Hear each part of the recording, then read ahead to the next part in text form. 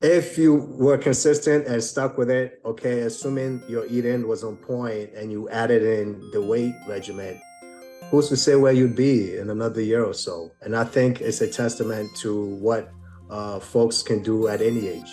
So it is really scheduling your agenda properly and doing the things that you need to do to have that great quality sleep, which I think I do now. I'm so thankful. And having great skin because of what you're eating and your exercise and just living a happy life.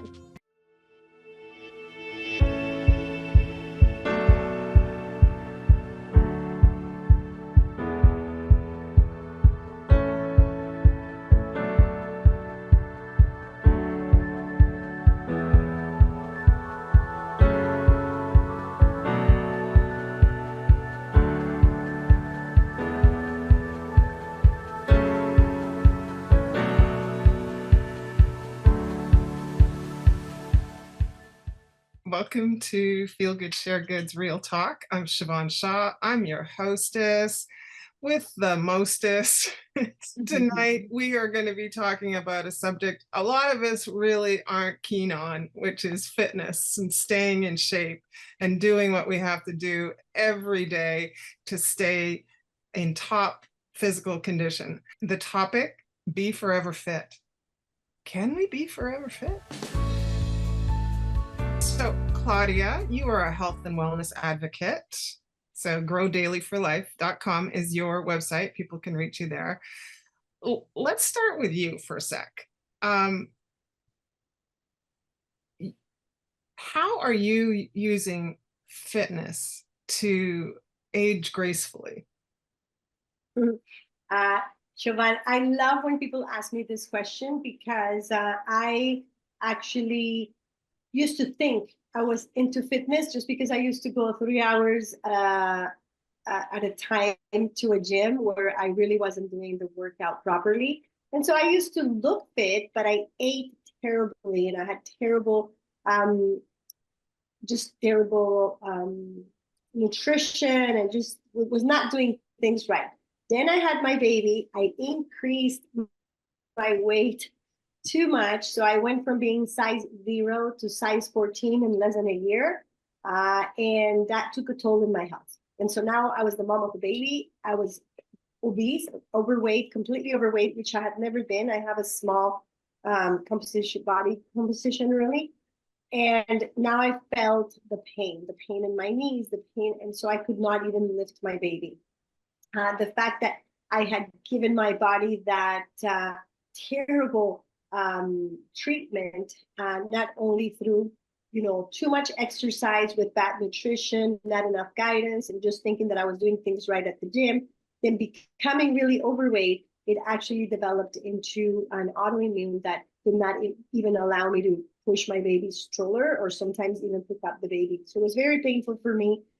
And I had to make a really big decision in my life that I needed to learn how to eat and heal myself through good nutrition, good supplementation, and appropriate way to work out. But I wanted to gear it towards busy moms. So I said I don't want to be that fit person that I was before, and that had my muscles look nice, and I could wear a little tiny bikini. That was not who it was me anymore. And I wanted to gear it towards educating mothers that if we don't take care of ourselves, you could end up like me, which is like a painful moment of my life to say that it was my niece who helped me. She used to pick up the baby and push the stroller and carry the groceries because I felt like an 80-year-old woman, and I never want any other woman to feel like that. Oh my gosh. You went from 0 to 14. That must have been just rough on your body altogether, right? Like, so physically and mentally, right? It was totally crazy for you. Martin, what are some of the best types of exercises that we can use to stay fit as we get older? So in many ways, the movements or the exercises, the work or that are effective for folks on the younger side of the spectrum are typically also the same ones that work for folks on the older side of the spectrum. The only difference is that we want to be mindful of the intensity. Okay, remember that in our, let's say, 50s and 60s, we're not going to recover as quickly as somebody in their 20s. So we want to certainly bear that in mind as we're working out. But having said all that, functional movements should be at the core of everyone's training. What are these movements? These are movements that mimic or emulate the things that we do in our day-to-day lives. Squatting, okay? And, picture bending down, squatting at the knees to pick something up, right? Deadlifts, picking up something heavy, bending over and picking up something heavy. Some folks will say that the bench press is a movement that is vital. I happen to think that there's other movements that can substitute for that give you far greater set of results. Speakably, pull-ups. If you're, at a stage where doing free form pull-ups are too difficult, then, for instance, in many of these gyms, there's an equipment that allows you to bring up your knees and rest your knees on the lever, okay? And then you can sort of hang up in the air and go up and down in that sort of simulated motion. But anything that mimics our day-to-day functional activities or exercises that we ought to be doing, whether we're in our teens, 20s, 30s, 40s, and beyond. What about strength training? Like for bone density, everybody's telling, your chiropractor, my chiropractor says, oh, you got this hump coming on your back here, it's sort of your neck at the top of your spine. How do we deal with things like that? Because that, that's bone loss and muscle mass loss as we get older, especially women. We have that sort of flap in our arms when we wave. It's really embarrassing if you have short sleeves on. Okay. So what do we do? All right. So to speak specifically to the arm question, just, your regular curls would do it. Lots of volume, lots of rep. Be sure that while you're challenging yourself with a heavy enough weight, you're giving yourself enough room to work between 8 to 12 reps. Okay, so in other words, a weight that is heavy enough and challenging enough, okay, but still allows you to get in anywhere between 8 to 12 reps. Anything over that is probably too light a weight for you, and you want to move up in weights. Getting back to the question of bone density, when we strength train, when we do high intensity training, again, for folks on the older side of the spectrum, you want to bear in mind that your recovery is not going to be as fast or as efficient as somebody, for instance, in their teens and 20s. So you want to work in moderate form, okay? So moderate amount of weights, but you still want to bring a level of intensity that is commensurate to your age. When it's too much, when assuming that you followed a proper recovery protocol, meaning that you eat a high protein diet with high quality carbohydrates, right? What, for example, lean meats, lean cuts of meat, lean chicken, lean steak. If you're consuming foods like that with, let's say, brown rice, sweet potato, the rest of that, quinoa is excellent for recovery. Assuming you're training with intensity and your recovery protocol includes high quality nutrients, if you're not recovering fast enough, that means your intensity is perhaps too great. You ought to dial it back somewhat. One of the things that I want to add to what Martin said is that there is something that my husband, who's also into fitness, taught me, and it's called the weekend sportsman syndrome. And so what we want to make sure is that people start their routines and they start slow instead of, starting hard and strong and doing all the things that they think they can do and they want to do, and then they injure themselves because they just did it for a few times in that month, or they did it only one time and they ended up with an injury. And so it's worse if you just do it just every once in a while than doing smaller routines that are more achievable and repetitive. So what I'd love to add is, you don't have to get into a gym unless you're very social, or you don't have to get any equipment unless you really are a little more advanced. So very simple things like, just to go a little more into what Martin was saying, you don't have to buy weights. You can just get bottles of water and put some, like a little bit of water in them, and start doing your biceps and your triceps, and just things that you watch on your video or you're following Martin's. And then you can just make a larger bottle with more water, and then that's going to increase the weights. You don't have to get into big gym equipment or things like that until you have the actual discipline to be doing it. So it's better to start slow. And I actually call it the 1 minute routine. So what I did with my clients, when I started noticing most of them were women that were older women like me, what I started doing was saying, how about if you do 1 minute a day? Because I used to work with an app that was 7 minutes, and I could see that people didn't even get to the 7 minute app. And the app is great, by the way. You go into 7 minute intervals, 7, and you go to 14, and you go to 21. And I could see that a lot of my clients, which are older or busy, very busy moms, did not even get to the 7 minutes. So I started doing little videos with my son that are 1 minute routines. And I used to tell them, and then Mateo would be with me, and it would be to promote and motivate mothers to do the exercises with their little kids. Mateo was very small when he used to allow me to do these things with him. But it would be like Martin said, just maybe some squats or maybe some planks. But then you would do it with your child, but just for 1 minute. And I would say, okay, if you do one plank per minute every day for 7 days, we would achieve our goal.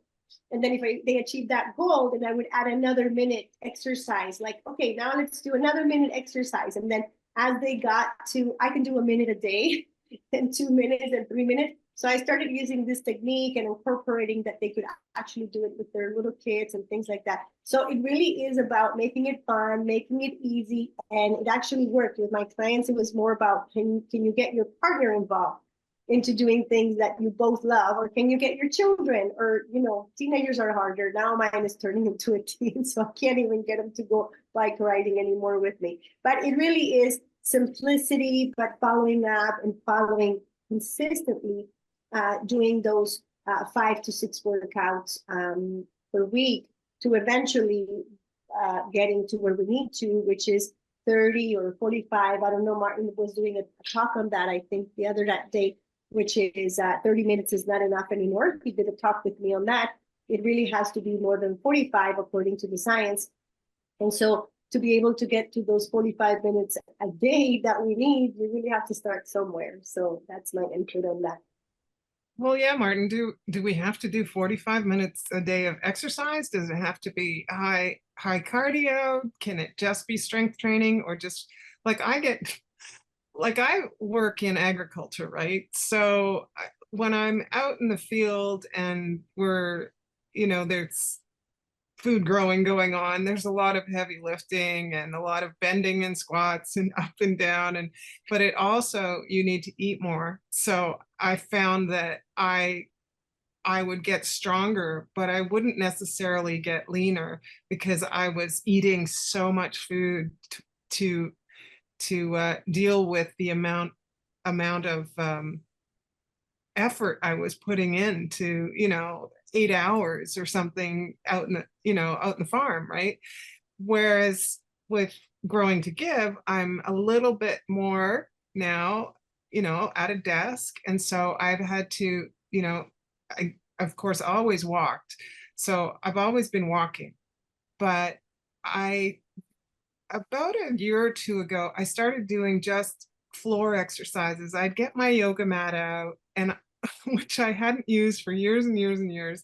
And I just get it out first thing in the morning when it's quiet, nobody's up. And I just started moving my body, right? I started going back like I was at a concert or something. I was doing things like that. And then I'd bend over and see how, could I touch my toes? And then little bits, just like Claudia said, I really felt like I was weak. And so, I'd maybe do do a few of those, and I just would just let my body decide what it was going to do. So, but it's just those kinds of little things that I think that as we age, and I'm into those senior years, I guess we'll call them middle-aged senior years, that, you know, we do feel weak to get up and do that. You know, I'd rather just sit and have a tea or a coffee in the morning and, you know, catch up on the news and then get into my work and housework and all whatever I have to do, and then go for a walk maybe, you know, like, um, how do we get, I know that's probably one way we can get into fitness routines as we age, is just moving our body. So to reiterate a point that Claudia had made, in addition to the 30-minute recommended daily workouts, it's heavily advised that, you know, throughout our day, we sneak in a significant amount of movement, because after all, it's the way that we evolved. Okay, we're holdovers from our evolutionary past. And as a result of that, we need to live in a manner that is consistent to our evolutionary ancestors. Getting back to what people can do in the higher end of the age spectrum, there's ways, in addition to the 30-minute, I think, requirement that the experts advise us to do. You can sneak bits and pieces of workouts. Here's one way that you can do that, okay? We live in a world where we have convenience and abundance, relative abundance, I might add, because it's not completely shared everywhere. You say, for instance, you know, you have to drive, you have to go over to Walmart or wherever your destination is. Consider parking your car a significant distance or a reasonable enough distance away. This way you're getting enough walk to the location and back. That counts. Instead of taking the elevator or even escalator upstairs, consider taking the stairs. Okay, that gives you a good enough cardio workout, okay, which improves performance in the heart, performance in the lungs, and what have you.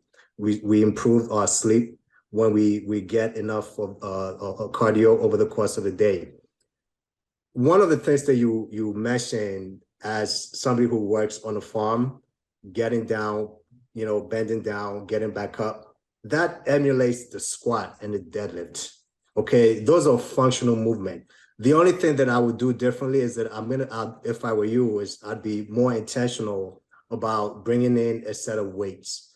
Okay, so assuming you're able to do that, everything that you're currently doing, and if you were to add, let's say, 15 or 20 minutes of weightlifting daily, okay, I would advise, let's say, 5 days a week, considering that you're only doing 15 to 20 minutes. If you had the time to do, let's say, 30 to 45-minute workout, then you might be able to get away with working out 3 to 4 times weekly. Okay, but the point being is that we want to, in addition to the 30-minute intentional workouts, we want to be able to get movement throughout the day. So in many ways, I think it's a testament to your work that you're seeing the development of a 2-pack. If you were consistent and stuck with it, okay, assuming your eating was on point and you added in the weight regimen, who's to say where you'd be in another year or so? And I think it's a testament to what folks can do at any age. Is it important to change up your routine? Like, you don't want to get it. Do you want to stay with just the same exercises all the time? Or is the change in my routine what's got me to that point where, oh my gosh, one day I might be able to put a bikini top on? Okay, so there's really no one size fits all to how much you want to stick with a particular routine before switching it up. It all depends. I understand. I know that sounds rather loyally to, I sound like a lawyer to respond in that fashion, but it really depends. Some people, you know, depending on how, you know, how consistent they've been, depending on what level fitness that they're at, they might be able to switch up every, let's say, 6 weeks. I know guys that do that very often. The risk, though, is that you don't give that movement enough of a chance to stick in a manner that forces the tension that we need to produce growth. Okay, and we were speaking earlier about building strength and intensifying bone density. When we stimulate, that sort of, we stimulate that sort of tension, we force the body to make more cells, which ultimately increases bone density and muscle growth. You want to be able to, you want to not switch up too often. Okay, so there's a happy medium between being, doing something for, let's say, 6 weeks, right? And assuming that you've been consistent enough, after 6 weeks, you're obviously able to switch up to something else. And it doesn't have to necessarily be something dramatic. You can even switch up the order in which you're doing it. So let's say you start your workout with some light jogging or maybe some jumping jacks. In your case, I'm thinking some sit-ups or crunches. You might want to save that to the end. Okay, so in other words, you switch the order in which you're performing your exercises, and that's gonna force you to perform or to blow through that plateau. What we describe is called a plateau in most circles, in fitness circles certainly. It'll help you push past that plateau and keep moving forward and making gains. That's a great idea, because I do find that I start out, doing the concert wave and just kind of moving my neck around and my body and my back, and then I get down and I do a child's pose, or I do, and I eventually get to that where I'm trying to do the splits, and then I have this routine that it's like my body just wants to go through this particular routine. So I love that idea of maybe doing it backwards. Yeah, a good, absolutely, a good rule of thumb is when that said routine becomes too easy, it's time to move on. It's time to switch things up. Maybe you can increase the weight, or you can increase, the volume of the reps, right? There's little ways that we can tweak our sessions that allow us to keep performing and keep improving our performance and productivity. Okay, so there may be people out there say, no, I'm in good shape. I don't need to increase my exercise, or just people that just want to hang out on the couch and they're like, no, I'm good. I feel healthy. My doctor says I'm healthy. But doesn't regular exercise help maintain your brain health? Because we may not want to lose weight, but losing our mind is not a good thing, so we want to prevent those age-related cognitive decline. Yes. Yeah. So first of all, if somebody doesn't want to exercise, I'm not one to push them. What I can do is present the benefits of, working out, of training. Okay. And what you choose to do, that's totally up to you. There's no say that you can force a horse to the waters, but you can't make it drink. There's a lot of information out there. A lot of information out there. We live in the information age. If anyone is under the impression that, somehow working out is not their forte, by all means, if they're happy, then I'm happy for them. To your point about brain boosting chemicals that are associated with exercises, yeah, there's quite a few. Norepinephrine, dopamine, serotonin, just to name a few. Okay, and these are the brain's way. These chemicals are activated when we're engaged in intense physical activity. These chemicals are also associated with feel-good sort of hormones. Okay, imagine, what an activity that brings us all, that brought us all here, that our parents engaged in. When we've done that, it felt sort of good, right? And so in a way, that is our brain's way of saying to us, do more of this, right? Less of the sedentary lifestyle where, as you mentioned, Siobhan, being, seated on the couch, watching TV, not being very physically active, right? A lot of folks are under the impression that they're depressed, when in fact, what they need is not so much to be seated in a therapist's couch, but rather intense physical activity. Exercising. And Claudia, I want you to talk about a couple of things. that affect women a lot is our skin health, right? Like as we start to age, we get those wrinkles and those lines, and and we start to get wrinkly everywhere and droopy and all that kind of stuff. How does that consistent movement of exercise impact our skin health, like the glow, the tautness of our skin? And skin is one of those things that a lot of people forget. And we can't forget it because it's our largest organ, right? Skin is everything. Skin is also our first immunity barrier. So it's just so much of it, it covers everything that we tend to forget about it. So there's a couple of things that we need to remember. And one of them is that we're more than 80% water. So we don't drink enough water. Having great skin starts with drinking more water. And if you're exercising, you actually are in need of more water just because your water needs replenishing. So one of the things that is very important as we age is to make sure that we are very, very consistent, because we seem to get busier and then we forget to drink water. We just don't get thirsty, or we forget. Even if we're thirsty, we don't go get it. So my advice, which a lot of people already do, have a big bottle close to you. Number two, if you don't like water, which is an excuse that a lot of people give us, put some energy drink on it, or put some collagen drink on it, something that tastes good and makes you drink more and makes you want you to crave it. Definitely, replenishing.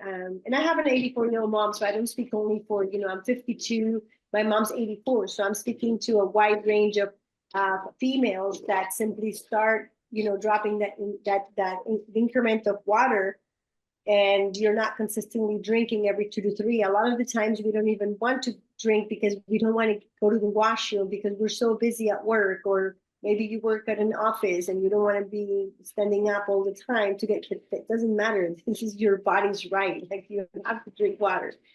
The other thing that happens with skin is good nutrition. So as you're exercising and eating better, your skin is just going to thank you, and it's going to look great. It's going to have great tone.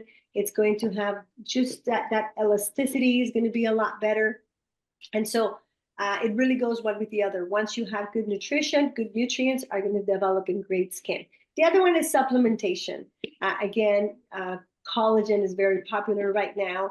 And the other thing that happens is that as we age and also as we lose weight, our skin starts sometimes not looking so fluffy. And so it happens that you might even look older sometimes when you're exercising, because you're losing, that plumpiness that we have when we have gained a little bit of weight.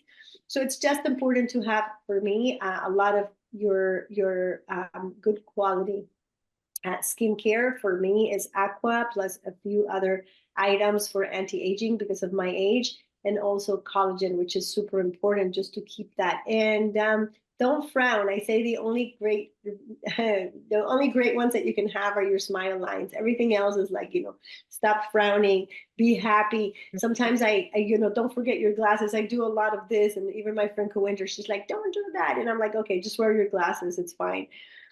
And the second part that you asked me was sleep, which is very well related with great skin. Because if you don't sleep, you can easily notice it in your morning skin. Like, your skin is going to look very dull, and it's going to look, you just know that person did not have a good night's sleep because of how that skin is reflecting. Good quality sleep is not sleeping a lot. It's sleeping deeply and sleeping in that level of REM where you're actually dreaming. So some people may be able to get 4 to 6 hours. It really advisable should be 6 to 8 hours. Some people say, I'm fine with 4 hours. I used to think I was fine with 4 hours until I realized that I'm actually fine with 7 hours and a half, which is what I sleep now. I was never able to break my record of getting more than 4.5 hours sleep, but I kept thinking, I never sleep more than 4.5 because I went to bed too late, and I woke up too early. So it really is, again, just like with exercise and with good eating habits, it's choice. It's like I have to get to bed earlier, and I have to almost sometimes force myself to stay a little longer and plan my day to start a little later. Because it was my plan. I used to say, I'm going to wake up at 5 to pray. You know what? I can pray at any time. And I used to say, oh, I'm going to work until 1 a.m. And so my brain, but that's what it did. It worked until 1 and it woke up at 5 to pray. And I thought I was fine with 4. So it is really scheduling your agenda properly and doing the things that you need to do to have that great quality sleep, which I think I do now. I'm so thankful. And having great skin because of what you're eating and your exercise and just living a happy life. What do you think about water fitness aerobics? I don't know much about water sports. I'm a guy that grew up in the Bronx. We don't have too many of that in my neck of the woods. So unfortunately, I don't know much about water sports. I happen to know that swimming is quite effective for aerobic capacity. You can improve your lung capacity and your cardio very, very significantly. Some studies have compared it to sprinting. So if by water sports you're referring to sprinting, then absolutely. Anything outside of that, I unfortunately cannot speak too extensively to that. Oh, well, I wish John was on because he's a swimmer, but when he goes through periods of time where he doesn't have access to a proper Olympic length pool or a proper pool, you know, the pudginess comes back, and walking just doesn't cut it for him. He's a I can swimmer, imagine. I can right? imagine. Yeah. And once he gets back in the pool, he'll say, I feel like I'm drowning the first couple of times, right? And then all of a sudden he's like at 100 lengths, and he loves it, and his body responds to it. And he's older, he's not a young guy. He's not in his 20s, 30s, or 40s. Yeah, I say that.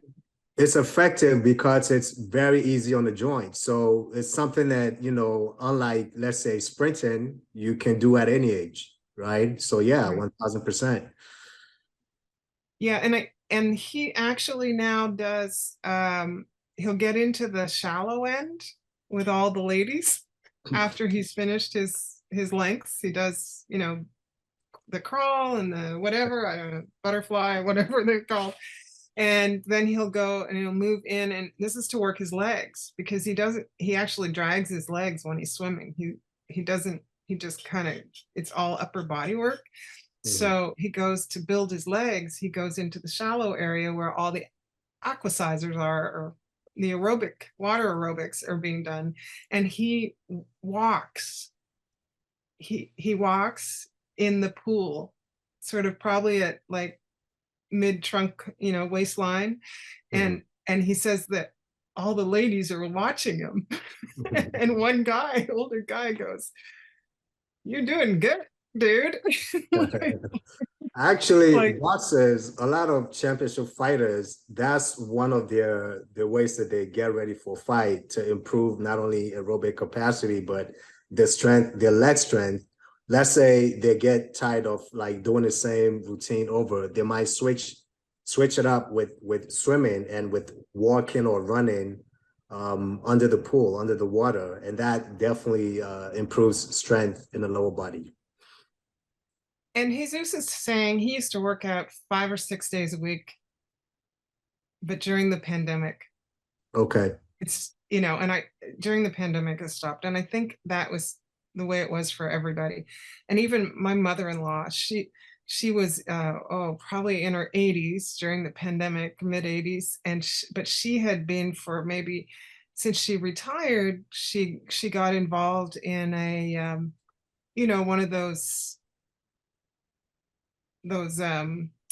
fitness places where they had, the ladies could go around to different machines and do different workouts. So it was very social for her.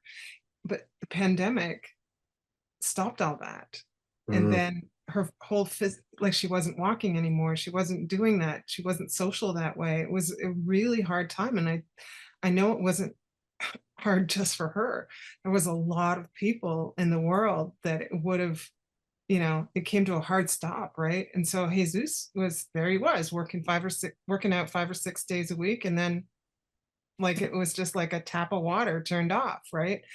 He says it's hard to come back. So how do you get back to your pre-pandemic workout levels? Yeah. You're now 5 or 6 years older, right? Yeah, that's a really good question.